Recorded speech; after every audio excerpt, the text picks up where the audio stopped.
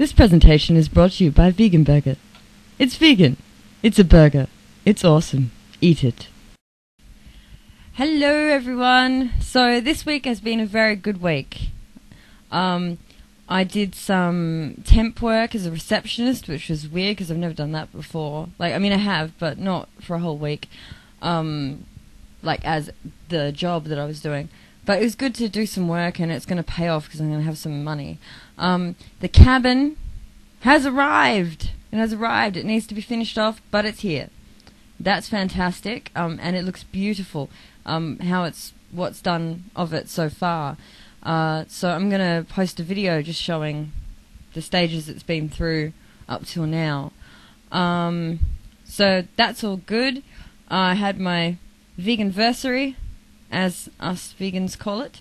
12 months. 12 months with no animal products. 12 months. I can't wait for 7 years because your body, all your cells, are replaced within a 7-year time frame. So at 7 years, my body will be 100% vegan, and I think that sounds really cool. And the other thing which I think is really cool as well is that I got accepted into a 12-month pagan, Wiccan. I mean, I wouldn't define myself as Wiccan, but I thought it'd be cool to get into something with structure. But yeah, I've been accepted into this 12-month correspondence course, and it's not one of those ones that advertises all the time. It's with just this lady who's a high priestess, who's only doing it for... Sorry, I'm burping my burger. Oh, I was going to burp and it went back inside. Oh, that sucks.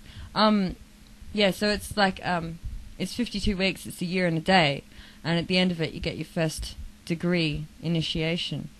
So it's cool because it'll give me some structure and learning to bring me back into that whole thing, and I've been a bit distracted, but at the same time, it won't be this full-on hierarchical, organized religion thing so much, which doesn't really wash with me. I think spirituality, if you choose to engage in it, is personal experience, personally. That's my belief. Anyhow, so what this video is principally about is I'm going to sort of go into more depth about some of the stuff that I covered in my 12 months vegan video.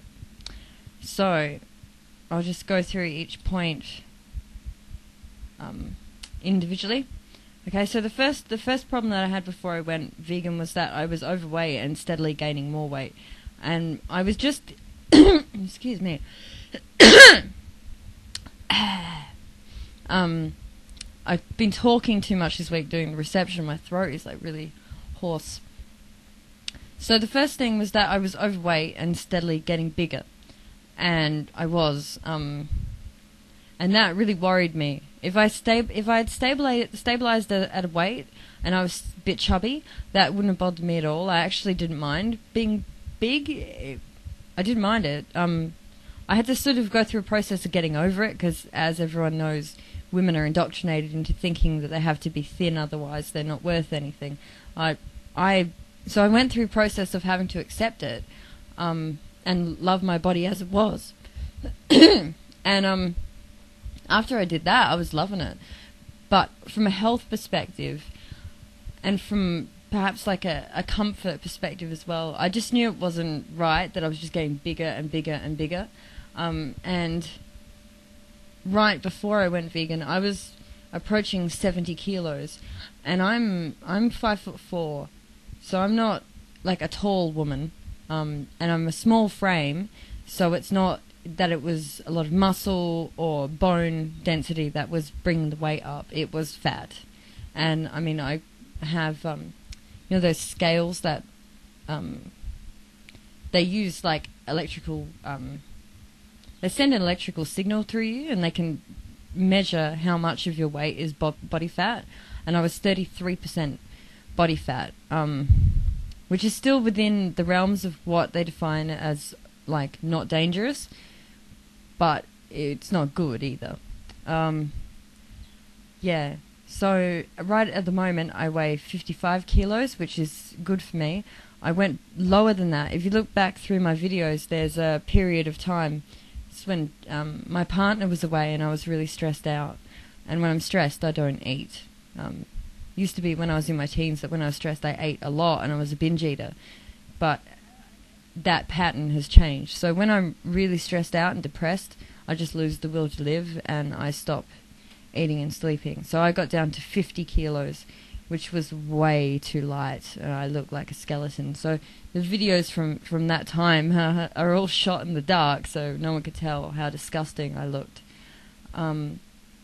But my weight has stabilized now. It's staying at around 55 kilos, which is a good weight for me.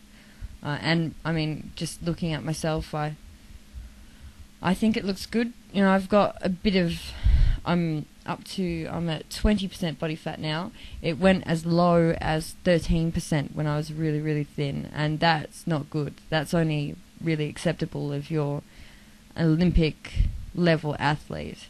So long term is probably not good that it was that low for a woman anyway.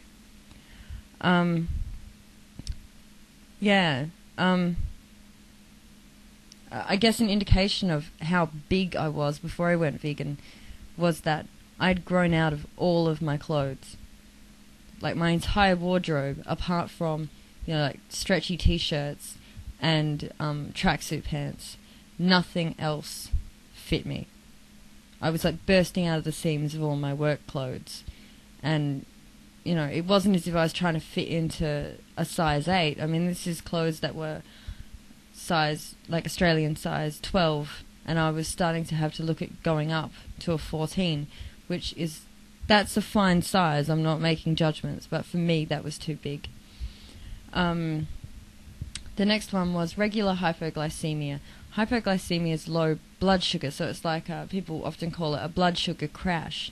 And there's a lot of different symptoms people can have from hypoglycemia, but the ones that I had was like feeling of weakness, so like feeling that you're gonna just like fall over, and also irritability, so you'd just be like, give me something to eat, I'm gonna fall over, or I'm gonna like punch you in the face, like, you know, like that kind of stuff.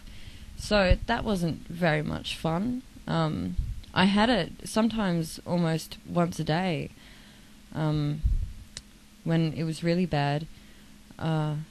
It's not good for you. It can sometimes be an indication that you're going on to become diabetic. I don't have it anymore now unless I'm eating the crappiest food imaginable, like just lots and lots and lots of refined sugar. If I eat like a terrible diet like that, all like refined carbohydrates, then I do sometimes get it. But that's normal. Okay, the next one's really embarrassing.